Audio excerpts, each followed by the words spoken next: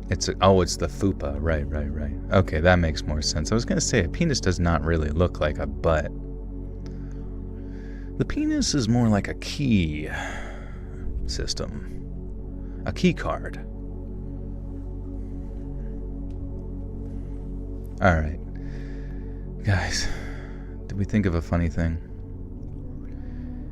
Hey friends, thanks for listening. Click that notification bell to be alerted of all future narrations. I release new videos every Monday and Thursday at 9 p.m. Eastern Time, and there are super fun live streams on Sundays and Wednesday nights. If you got a story, be sure to submit them over at my email at letsreadsubmissions@gmail.com, and maybe even hear your story featured on the next video. And if you want to support me even more, grab early access to all future narrations and bonus content over on Patreon, or click that big join button to hear about the extra perks for members of the channel. And check out the Let's Read podcast, where you can hear all of these stories and big compilations located anywhere you listen to podcasts. All links in the description below. Thanks so much, friends. And remember to always work your front glutes.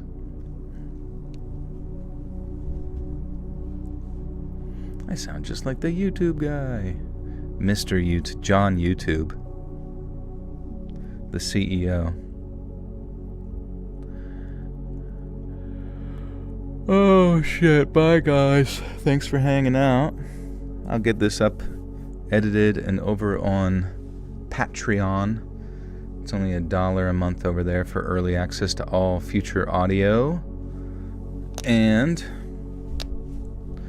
I will get them up on YouTube, same time, same place tomorrow, 9 p.m. EST. New videos every Monday, Thursday. New streams every Sunday and Wednesday. So I'll see you guys on Sunday, starting sometime between 9 p.m. and 11 p.m., hopefully, EST. But I'll keep you posted. Follow me on Instagram at letsread.official. Otherwise, love you guys. Appreciate you. What day is today? Wednesday. So a new twist of history, which is my collaboration podcast with the Ballin Studios, Mr. Ballin. It's a history podcast. Go check that out if you haven't already. And go subscribe to my true crime channel at Saturn Soul.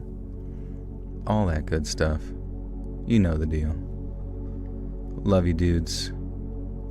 And I will see you soon. Bye-bye.